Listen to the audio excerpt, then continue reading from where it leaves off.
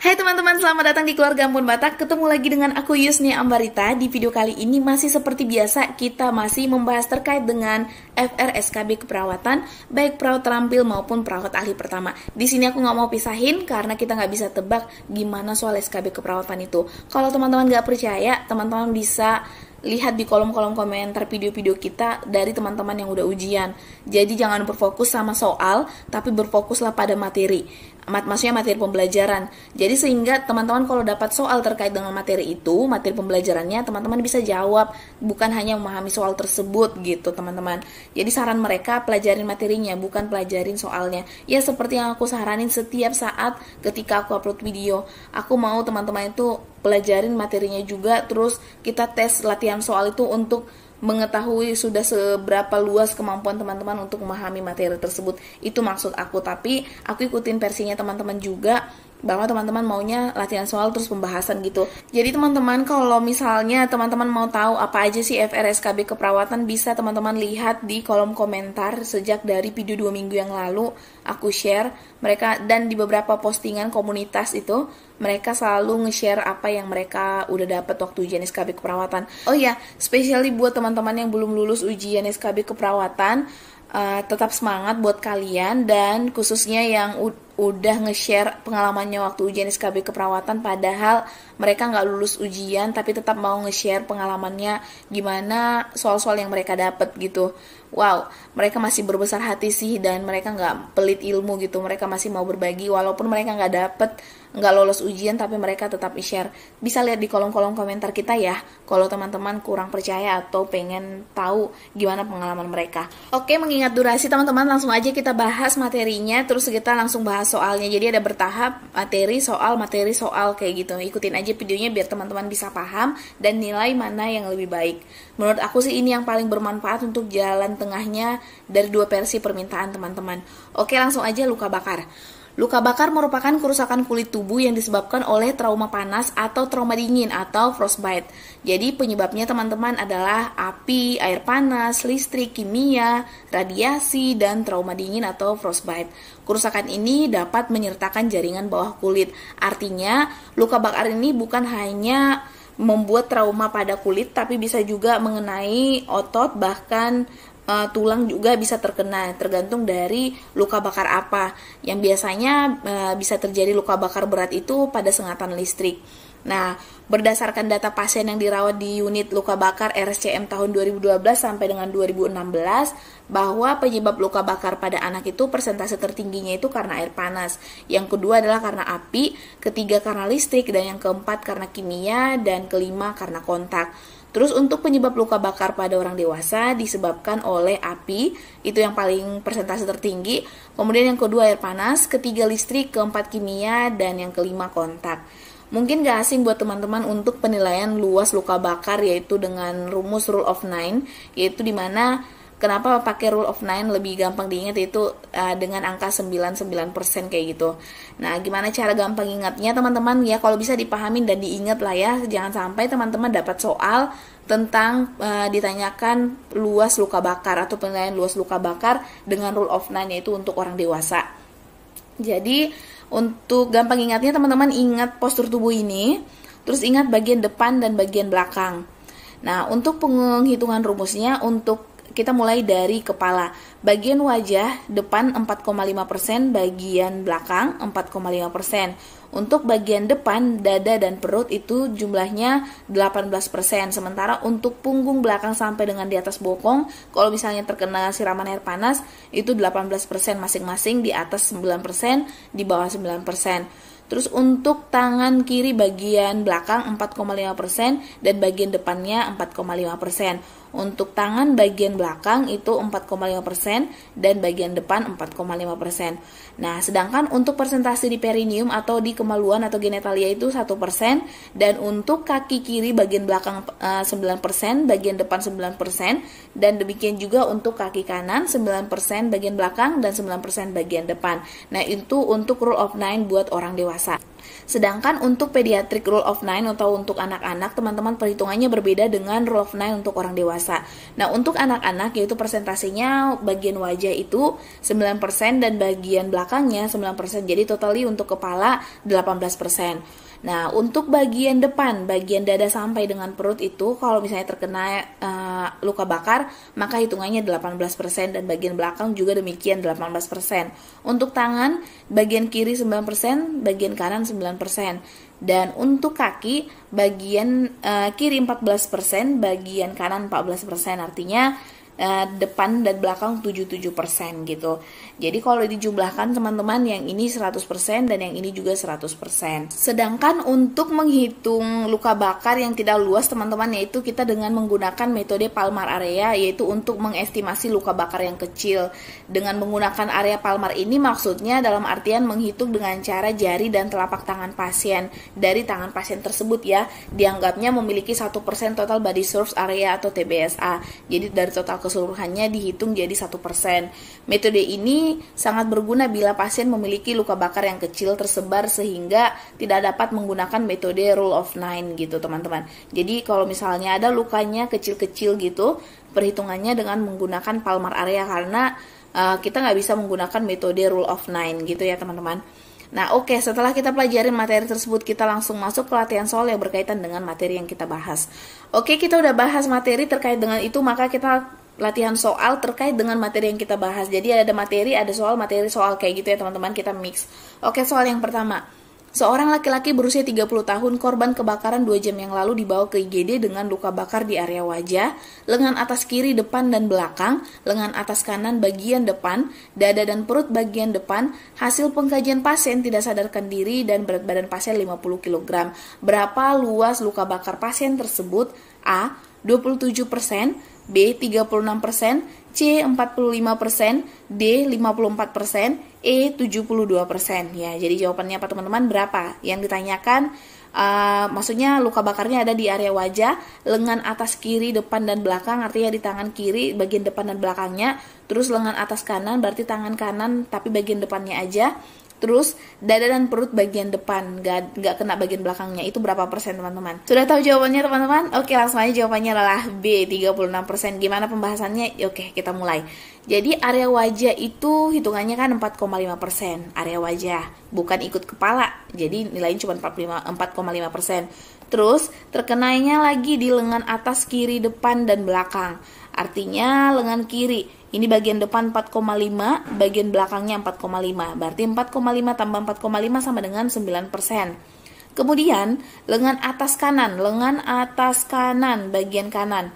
Nah, yaitu bagian tangan ya, berarti tangan kanannya hanya bagian depan 4,5%. Kalau ikut belakangnya berarti tambah 4,5%. Namun yang dinyatakan di sini lengan atas kanan ya, berarti 4,5%. Kemudian bagian depan, dada dan perut bagian depan, yaitu bagian ini ya, 9 tambah 9%, berarti 18%. Nah, untuk keseluruhannya berarti kita jumlahkan 4,5% ditambah 9% ditambah 4,5% ditambah 18% sama dengan 36%. Maka jawabannya adalah B. Oke, siapa yang benar tadi teman-teman? Oke, soal yang kedua.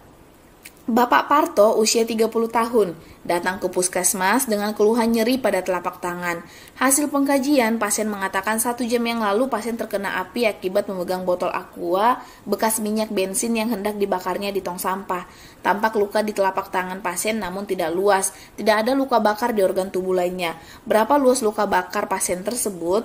A. 1%, B. 2%, C. 3%, D. 4%, E 5%. Ini gampang banget ya teman-teman, kita baru bahas tadi ya. Jadi jawabannya A 1%. Dimana dengan menggunakan palmar area, yaitu untuk estimasi luka bakar kecil. Soal yang ketiga, seorang pasien datang ke IGD diantar keluarganya dengan keluhan luka bakar akibat tersiram air panas ketika mengangkat panci di atas kompor. Pasien seorang ibu usia 30 tahun. Hasil pengkajian, tekanan darah 130/80 mm hidrogium, temperatur 37 derajat Celcius, heart rate 88 kali per menit, terdapat luka bakar di bagian seluruh kedua tangan kanan dan kiri, bagian dada dan bagian perut, dan bagian kaki kiri depan dan belakang. Berapa luas luka bakar yang dialami pasien tersebut? A. 36%, B 40%, C 45%, D 54%, E 62%. Ya, berapa teman-teman menurut teman-teman? Kalau misalnya teman-teman nggak mau dipercepat gini, teman-teman bisa di-postkan dulu terus hitung-hitung di kertas kalian. Ya, tapi pertimbangan juga waktu kalian ketika ujian SKB, jangan terlalu lama gitu teman-teman. Oke, langsung aja. Jadi jawabannya adalah D, yaitu 54%. Bagaimana pembahasannya? Jadi ini pasien dengan usia 30 tahun, berarti kita menggunakan rule of 9 untuk orang dewasa. Yang ini ya. Nah, kemudian yang ditanyakan atau yang ditanyakan luas luka bakar, dan untuk luka bakar yang dialami pasien tersebut adalah di seluruh kedua tangan kanan maupun tangan kirinya. Berarti untuk tangan kanan kiri, depan dan belakang itu jumlahnya 18%, di mana yang kiri 9%, yang kanan 9%, oke. Terus bagian dada dan bagian perut, bagian dada dan bagian perut. Nah, ini bagian depan berarti ya. Ini berarti perutnya 9%. Terus bagian dadanya 9%, oke, aman. Kemudian bagian kaki kiri, depan dan belakang, tungkai kiri yaitu paha ya, bagian paha kiri, bagian depan dan belakang, artinya untuk bagian depan 9%, belakang 9%, jadi jumlahnya 18%. Selanjutnya kita jumlahkan untuk seluruh luka bakar yang dialamin pasien tersebut, yaitu 18% ditambah 18% tambah 9% ditambah 9% ditambah 18%, maka hasilnya adalah 54%. Jadi jawabannya adalah D. Sekarang kita soal yang keempat, ini untuk soal yang terakhir terkait dengan materi yang kita bahas tadi. Ibu Susi datang ke IGD membawa anaknya seorang laki-laki usia 8 tahun dengan keluhan luka bakar karena terkena air panas sekitar 2 jam yang lalu. Ibu pasien mengatakan air tersebut sedang disiapkan di dalam ember mandi yang belum dicampur dengan air dingin. Namun, pasien masuk ke dalam ember air panas tersebut. Hasil pengkajian perawat, tampak luka bakar di kedua kaki pasien kanan dan kiri. Pasien menangis kesakitan dan tampak ada bula di bagian kaki kiri. Berapa persen luas luka bakar yang dialami pasien tersebut? A 28%, B 14%, C 15%, D 54%, E 32%. Ya, berapa teman-teman? Ya, coba hitung-hitung di kertas-kertas atau hitungan kalian di buram-buraman gitu, di sele-sele gitu. Berapa? Oke, aku langsung aja jawab ya. Jadi jawabannya adalah A, yaitu 28%. Perhitungannya gimana? Jadi yang kena luka bakar itu adalah kedua kaki pasien, baik kanan maupun kiri. Nah, dibilang ada bula itu nggak mempengaruhi untuk menghitung luas luka bakar. Nah, usianya adalah 8 tahun, maka kita menggunakan pediatric rule of 9. Maka jumlahnya untuk kaki kanan 14% dan kaki kiri 14%, maka jumlahnya 28%. Semoga paham ya teman-teman, itu untuk pembahasan luas luka bakar menggunakan rule of 9, pediatric rule of 9, dan rule of 9 untuk orang dewasa. Oke, sekarang kita ke materi yang kedua. Penilaian luka bakar. Jadi teman-teman, luka bakar itu ada tergantung dengan lapisan-lapisannya. Nah, ini untuk kulit yang normal ya, lapisan kulit kita yang normal. Kemudian ini adalah luka bakar yang kenanya sampai dengan epidermal. Ya, ini luka epidermal berarti sampai batas ini. Terus ini luka bakar yang superficial dermal, berarti dia lebih dalam lagi teman-teman nih. Ini tanda yang ini ya untuk melihatnya teman-teman.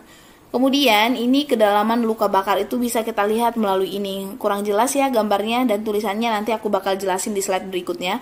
Nah, ini untuk luka bakar mid dermal, artinya lebih dalam lagi. Jadi ini untuk fase yang kayak masih di kulit gitu ya, lapisan pertama. Oh, udah ke lapisan kedua nih. Terus ini udah makin dalam dan ini semakin dalam lagi. Nah, ini untuk luka bakar mid dermal. Contoh luka bakar mid dermal. Dan ini untuk luka bakar full thickness atau seluruh ketebalan kulitnya sudah mulai ada abu-abunya gitu, berarti kemungkinan ada nekrosis. Dan ini adalah luka bakar superficial dermal yang seperti ini, ada bula dan merah gitu. Wow, agak ngilu sih ya, tapi mungkin ini karena belum nggak lihat langsung pasiennya. Nah, ini adalah klasifikasi kedalaman luka bakar teman-teman. Di sini sebenarnya sama aja, cuman di sini lebih gampang lagi teman-teman untuk ingatnya. Kalau di sini hanya kayak sesederhana gitu yang teman-teman ingat. Nah, di sini aku jelasin satu persatu ya.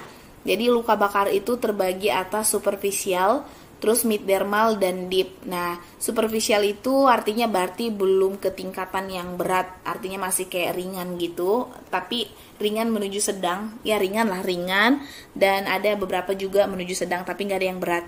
Sedangkan kalau mid dermal itu ya di sedang-sedang lah posisinya, di deep itu udah luka dalam gitu. Superficial itu terbagi atas dua, yaitu epidermal. Nah, ciri-ciri epidermal ini, luka kedalaman luka bakar dengan epidermal yaitu hanya mencakup epidermis, kemudian tampak hiperemis, kemudian penyebabnya karena terbakar sinar matahari. Sembuhnya spontan teman-teman dengan epitalisasi selama 7 hari. Namun ada rasa nyeri, tapi tidak disertakan dalam perhitungan persentase TBSA.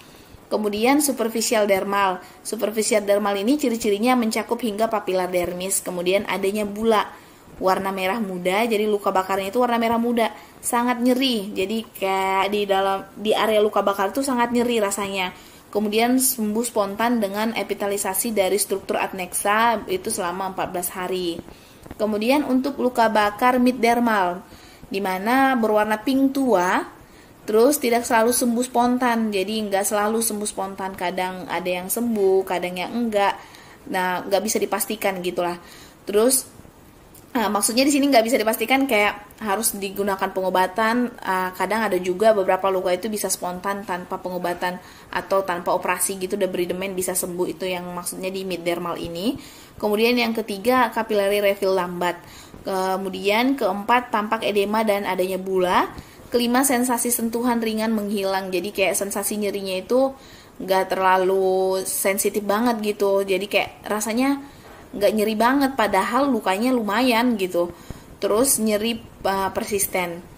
Kemudian untuk luka bakar deep ini terdiri atas dua, yaitu deep dermal. Deep dermal ini warna merah berbercak, jadi nggak semua lagi merah tapi ada bercak-bercak merahnya aja.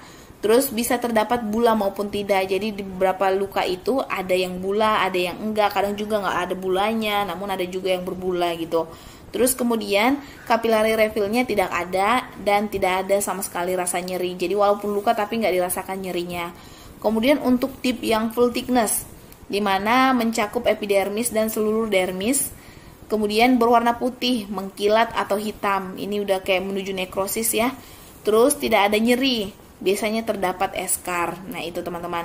Nah, untuk ciri-ciri yang di sini teman-teman lebih detail dibanding yang ini, tapi sama aja. Ini kayak lebih keringkasannya aja.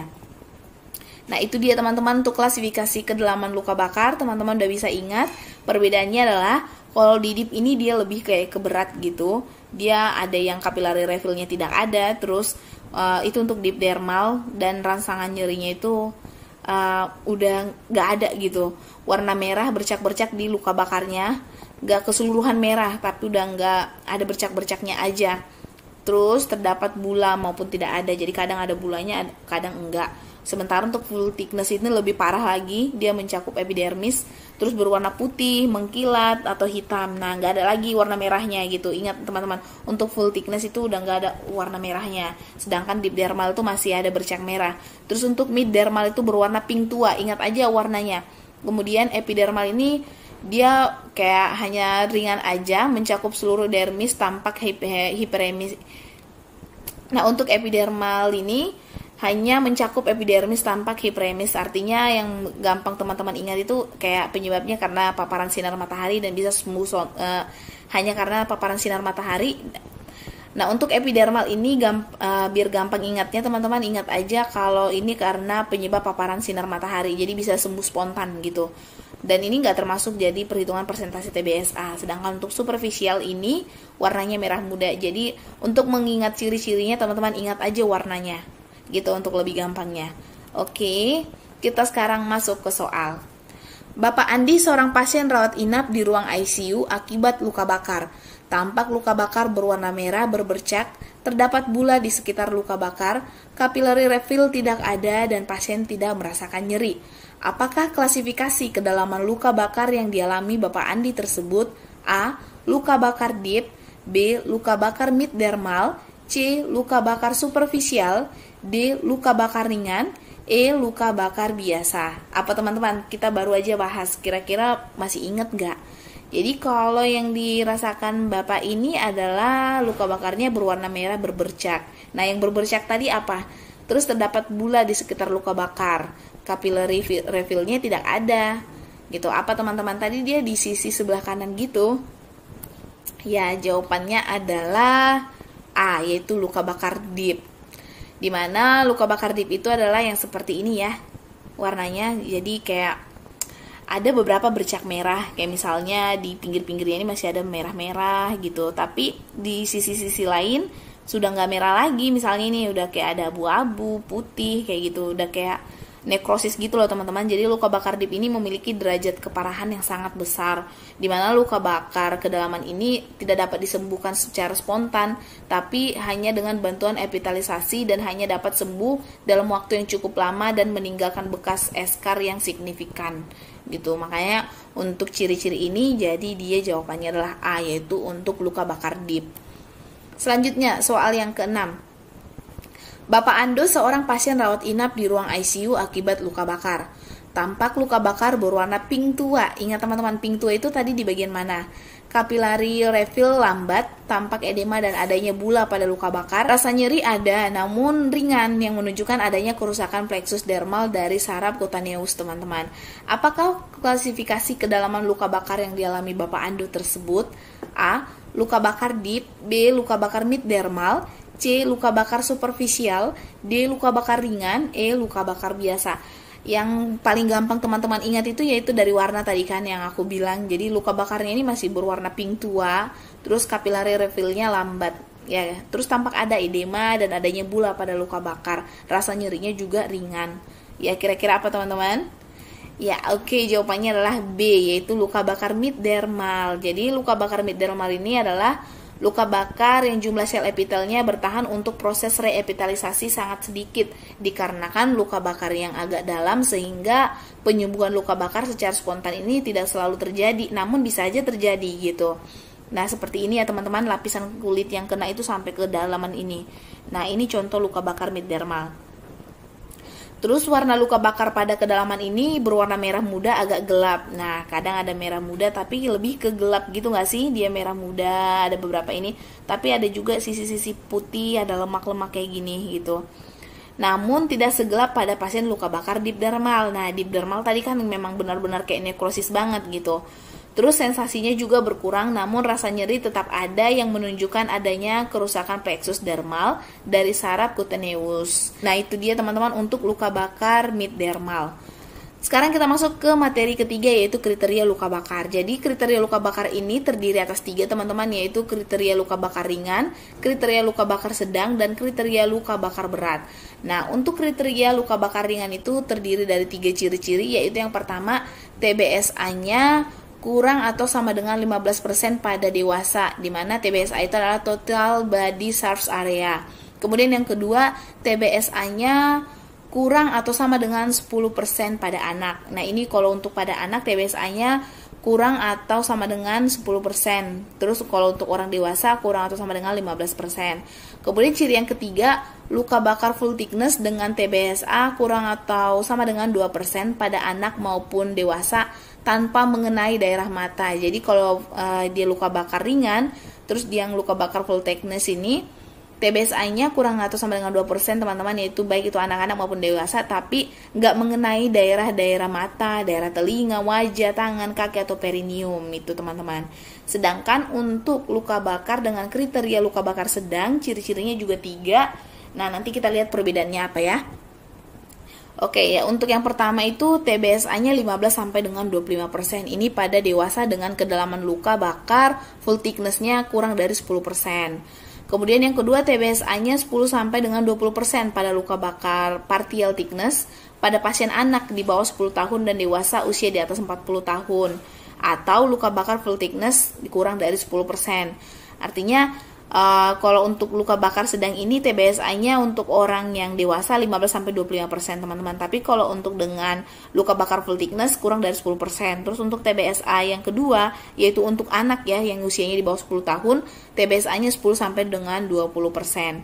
Nah, kemudian yang ketiga, TBSA-nya kurang atau sama dengan 10% pada luka bakar full thickness pada anak atau dewasa tanpa tanpa masalah kosmetik atau mengenai daerah mata, wajah, telinga, tangan, kaki, atau perineum. Jadi hampir sama ya dengan yang luka bakar ringan. Jadi nggak mengenai area-area kosmetik, yaitu mengenai area mata, wajah, telinga, tangan, kaki, ataupun perineum.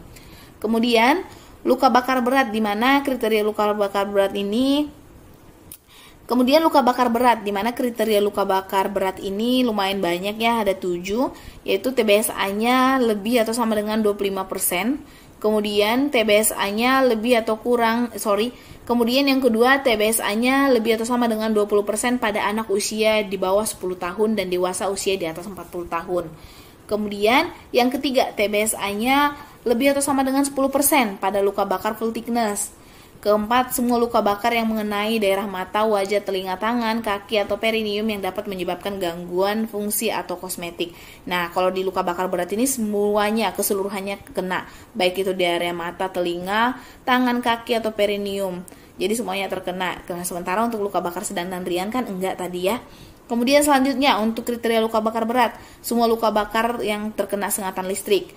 Kemudian yang keenam, semua luka bakar yang disertai trauma berat atau trauma inhalasi. Kemudian yang ketujuh, semua pasien luka bakar dengan kondisi buruk. Jadi lebih gampang diingat kayaknya di luka bakar berat nggak sih? Karena dia kayak simple gitu ingatnya. Oke, kriteria rujukan. Jadi yang bagaimana luka bakar yang kita harus rujuk teman-teman, yaitu yang pertama, pasien dengan luka bakar luas dan dalam harus mendapatkan perawatan lebih intens, yaitu dengan merujuk ke rumah sakit yang memiliki fasilitas sarana pelayanan luka bakar yang memadai. Jadi semua pasien luka bakar yang luas dan dalam harus dirujuk, jangan ditahan-tahan di rumah, bisa diedukasi ya. Kalau pasien-pasien yang nggak mau dirawat, kadang kan mereka menggunakan daun-daun gitu kan, padahal perawatan luka itu harus steril. Kemudian yang kedua, sebelum dilakukan transfer pasien harus dilakukan asesmen segera dan stabilisasi di rumah sakit yang terdekat. Jadi kalau misalnya ada pasien dengan luka bakar, walaupun kita pengennya itu dirawat di rumah sakit yang bonafit gitu ya, kayak rumah sakit A, tapi kalau misalnya pasien itu adanya di lokasi yang dekat dengan rumah sakit B, nah penanganannya di situ dulu teman-teman sebelum dilakukan transfer, karena pertolongan pertama untuk pasien luka bakar itu sangat penting. Jadi nanti bakal aku bahas lagi, ada materinya teman-teman tentang asesmennya. Terus yang ketiga, tata laksana awal mencakup survei primer dan sekunder serta evaluasi pasien untuk kemungkinan rujukan. Nah ini yang aku maksud teman-teman tentang asesmennya. Jadi sebelum pasien ini dirujuk, kita udah harus tangani baik itu survei primernya maupun sekundernya. Nanti aku bakal bahas ya. Kemudian yang keempat, seluruh asesmen dan tata laksana yang diberikan harus dicatat sebelum dilakukan transfer pasien ke unit luka bakar. Kemudian yang kelima, lakukan komunikasi via telepon segera dengan unit tujuan rujukan sebelum transfer pasien. Keenam, sesuaikan dengan protokol rujukan masing-masing rumah sakit. Jadi pada intinya, kalau mau merujuk pasien dengan luka bakar, teman-teman harus lebih intensif dibanding dengan pasien hanya dengan penyakit dalam, misalnya gastritis atau appendikitis, kayak gitu-gitu. Karena untuk luka bakar ini, kita termasuk bermainnya lebih ke intake output gitu loh. Jangan sampai kita kekurangan cairan atau maupun kelebihan cairan, karena kelebihan cairan bisa menjadi edem kan. Terus kriteria rujukan yang sama aja ya, kriteria rujukannya di mana luka bakar lebih dari 10% atau total body surface area atau TBSA. Kemudian yang kedua, luka bakar lebih dari 5% TBSA pada anak. Kemudian yang ketiga, luka bakar full thickness lebih dari 5% TBSA. Keempat, luka bakar pada area khusus wajah, tangan, kaki, genitalia, perineum, sendi utama, dan luka bakar yang mengelilingi ekstremitas, serta luka bakar pada dada. Kelima, luka bakar dengan trauma inhalasi. Keenam, luka bakar listrik. Ketujuh, luka bakar karena zat kimiawi. Kedelapan, luka bakar dengan penyakit yang menyertai sebelumnya. 9, luka bakar yang disertai dengan trauma mayor.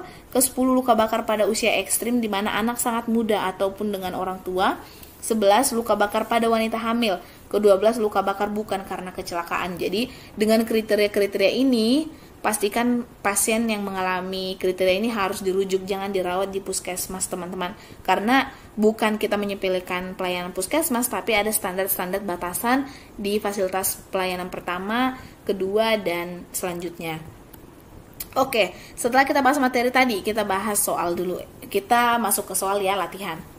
Bapak Santo usia 40 tahun, dibawa rekan kerjanya ke rumah sakit akibat luka bakar terkena sengatan listrik. Seluruh tubuh tampak terbakar. Setelah dilakukan pengkajian, pasien sebelumnya sudah dirawat di rumah sakit B, namun pulang atas permintaan sendiri. Keadaan umum pasien tampak luka bakar mengenai seluruh tubuh mulai dari wajah, telinga, dada, perut, kaki, dan tangan. Luka bakar tampak berwarna abu-abu dan beberapa bagian luka di perut tampak merah. Kondisi umum buruk, pasien penurunan kesadaran. Pasien sebelumnya sudah pernah dilakukan debridement, luka bakar dengan TBSA lebih atau sama dengan 25%. Apakah kriteria luka bakar yang dialami Bapak Santo tersebut? A. Luka bakar ringan, B. Luka bakar sedang, C. Luka bakar berat, D. Luka bakar sengatan listrik. Apa teman-teman? TBSA-nya tadi lebih atau sama dengan 25%. Ya, jawabannya adalah C, luka bakar berat, di mana TBSA-nya lebih atau sama dengan 25%, terus dia mengenai wajah, telinga, dada, perut, kaki, dan tangan, dan keadaan umumnya juga memburuk. Ya, sebenarnya untuk kriteria yang nggak ada dijelaskan keadaan umum memburuk, cuman kalau udah penurunan kesadaran artinya luka bakar itu parah dan berat ya. Tata laksana 24 jam pertama untuk pasien luka bakar. Jadi untuk tata laksana pasien 24 jam pertama luka bakar teman-teman, perlu kita lakukan prinsip-prinsip primary survey dan secondary survey, di mana pada trauma dengan teknik ATLS dan resusitasi secara simultan, dan ini harus diterapkan teman-teman. Apa saja untuk primary survey itu? Nah, jadi primary survey itu segera diidentifikasi kondisi-kondisi yang mengancam jiwa dan lakukan manajemen emergensi. Nah, untuk primary survey yaitu ya yang seperti ATLS teman-teman, di mana kita harus periksa atau kita lakukan survei airway. Di mana airway ini untuk penata laksanaan jalan napas dan manajemen trauma servikal atau cek jalan napasnya teman-teman. Kemudian yang kedua itu breathing, di mana pernapasan dan ventilasi. Kita periksa apakah ada tanda-tanda hipoksia, apakah ada tanda hiperventilasi atau hipoventilasi. Jika ada, maka sesegera mungkin harus mendapatkan pertolongan oksigen sesuai dengan breathing atau pernapasan yang dialami oleh pasien tersebut. Kemudian yang C, circulation, di mana perhatikan sirkulasi dengan kontrol perdarahan. Apakah ada tanda-tanda shock, cek nadi sentralnya, cek tekanan darahnya, cek kapilari refillnya normal kembali harus kurang dari 2 detik. Kemudian D-nya disability. Jadi teman-teman harus cek status neurogeniknya. Nah, periksa derajat kesadarannya bagaimana. Apakah A atau alert sadar penuh, B atau verbalnya periksa merespon terhadap rangsang verbal apa enggak. Kemudian periksa pain atau P-nya merespon terhadap rangsang nyeri. Apakah rangsang nyeri ataukah bagaimana refleks nyerinya. Kemudian U atau unresponsive, yaitu tidak ada respon. Kemudian yang E-nya exposure, yaitu apakah pajanan dan pengendalian lingkungan. Nah, itu untuk primary survey teman-teman. Jadi tetap diperiksa yang pertama itu tata laksana tentang ATLS atau yang untuk ya BTCLS. Teman-teman pernah pelatihan gak sih yang BTCLS atau ATLS gitu, yang pertolongan pertama terhadap bencana ataupun kejadian gawat darurat gitu. Kan luka bakarnya termasuk gawat darurat juga. Kemudian yang kedua secondary survey. Jadi setelah dilakukan ini teman-teman primary survey ini, baru teman-teman lakukan secondary survey. Secondary survey ini untuk pemeriksaan menyeluruh mulai dari kepala sampai dengan kaki. Jadi ini sistem kepengkajian lagi juga ya, di mana pemeriksaan dilaksanakan setelah kondisi mengancam nyawa diyakini tidak ada atau telah diatasi. Nah, kalau teman-teman udah yakin, oh udah aman deh ini untuk pertolongan primary survey-nya. Terus kalaupun misalnya nggak ada ini masalah di primary survey ataupun ada udah diatasi gitu, baru teman-teman lanjutkan ke secondary survey ini.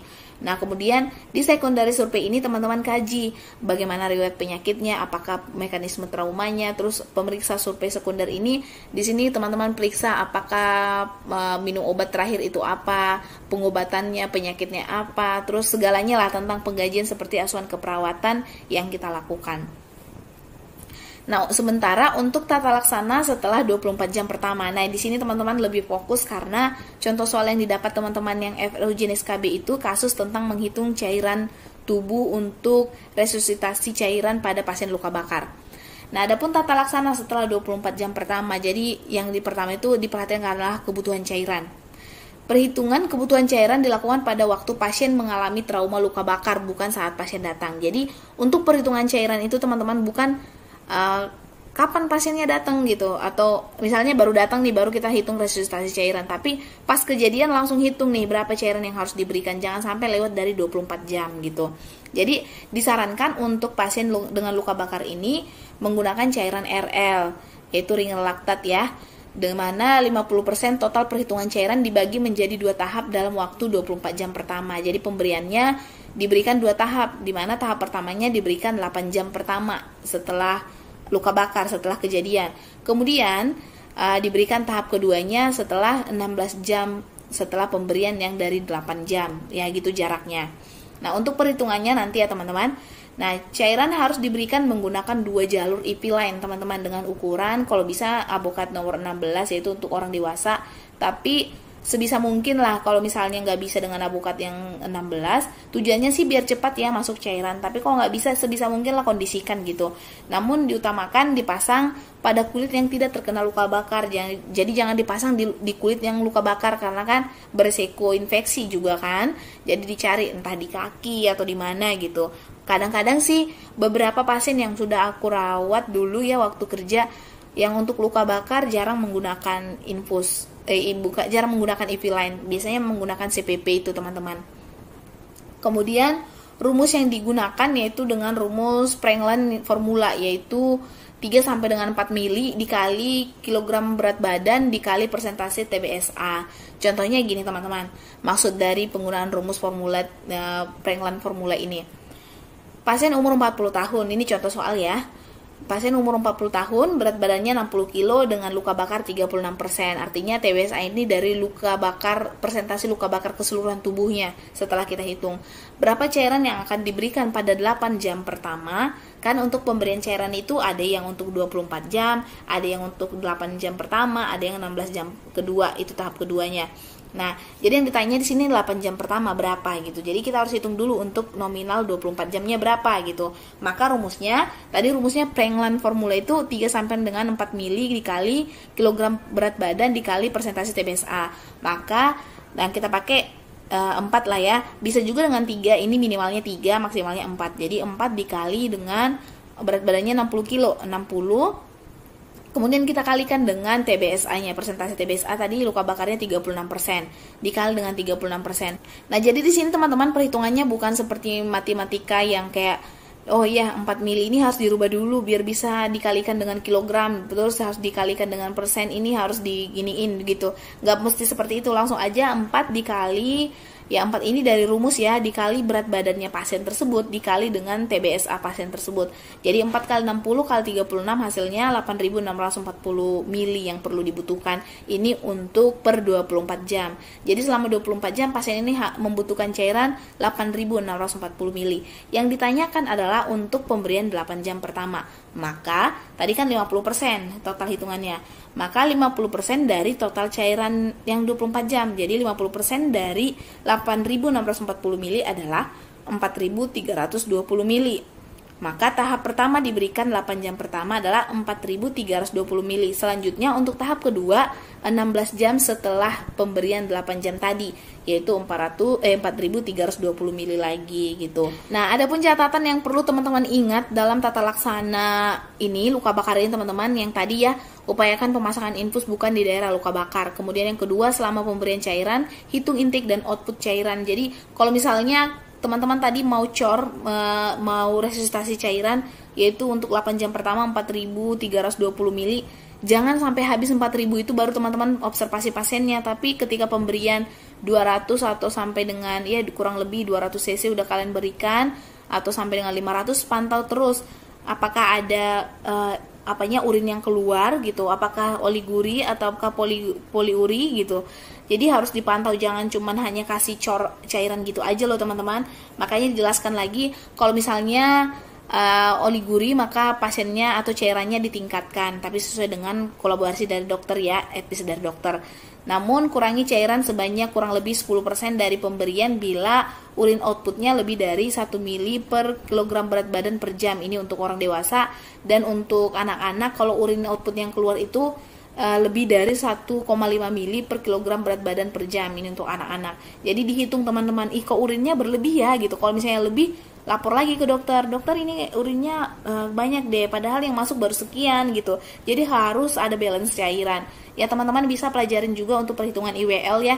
Perhitungan IWL itu harus ada waktu 24 jam. Kemudian yang keempat, pantau adanya edema. Jadi ketika teman-teman memberikan cairan, pantau juga apakah ada udem. Kalau misalnya ada udem, ya konsultasi lagi dengan dokter, jangan sampai elektrolitnya terganggu gitu, atau apakah albuminnya terganggu. Jadi apakah cairan perlu dikurangi, apakah cairan perlu masih tetap kita berikan gitu. Nah, kolaborasi dengan dokter di sini maksudnya teman-teman kita mempelajari ini ya untuk kolaborasi, bukan semata-mata kita bertindak semena-mena gitu ya. Oke, sekarang setelah kita belajar itu teman-teman, kita masuk ke latihan soal yang ke-8, soal ke-8. Ibu Esther usia 36 tahun, berat badan 40 kilo, datang ke UGD dengan luka bakar 36%. Berapa kebutuhan cairan yang akan diberikan perawat pada Ibu Esther untuk 24 jam pertama? Yang tadi contohkan 8 jam ya, sekarang yang 24 jam. A. 4000 mili, B. 5760 mili, C. 5000 mili, D. 2360 mili. Ini mili ini sama dengan cc ya teman-teman. Oke, jadi jawabannya adalah B, yaitu 5760 mili. Nah, mungkin kalau menurut teman-teman terlalu cepat aku ininya langsung kasih jawaban, teman-teman bisa pausekan dulu terus teman-teman hitung. Nah, adapun pembahasannya adalah dengan rumus Pringlan formula, yaitu 3 sampai dengan 4 mili dikali kilogram per berat badan dikali persentase TBSA, di mana berat badan pasien adalah 40. Terus luka bakarnya atau TBSA-nya 36%, usianya 36 tahun ya. Nah, jadi perhitungannya untuk minimalnya ya kan rumusnya 3 sampai dengan 4 mili. Kalau kita hitung dengan 3 berarti 3 dikali 40 dikali 36. Nah, untuk 24 jamnya berarti 4320 mili. Nah, kalau kita kalikan dengan 4 ini untuk minimalnya ya. Nah, untuk maksimalnya 4 mili berarti 4 dikali 40 dikali 36%. Hasilnya 5760 mili. Nah, ini untuk 24 jam pertama. Karena nggak ada pilihan jawaban 4, 3, 20 di sini, berarti kita menggunakan yang maksimal yaitu 4 mili, maka jawabannya adalah 5760. Jadi jawabannya adalah B. Soal yang ke-9.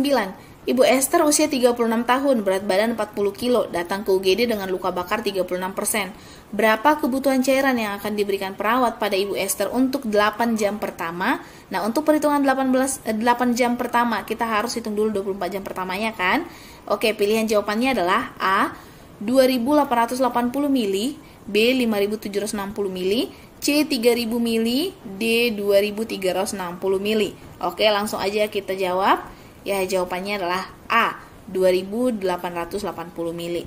Jadi untuk pembahasannya kita menggunakan masih pakai rumus Pringlan formula, yaitu 3 sampai dengan 4 mili dikali kilogram berat badan dikali persentase TBSA, yaitu 4 kali 40 kg dikali 36%, hasilnya 5760 mili. Ini untuk 24 jam pertama.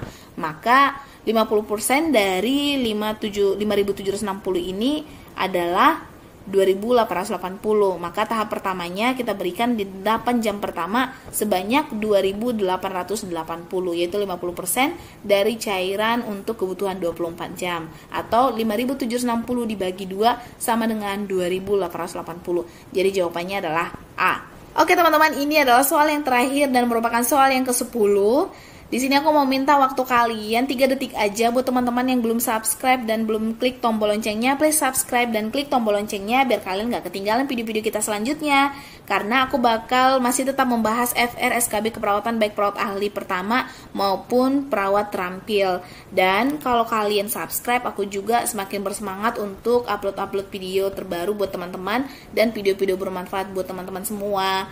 Dan kalau misalnya berkenan, please tontonin juga iklannya biar aku juga lebih semangat lagi. Hahaha. Oke, lanjut ke soal yang ke-10.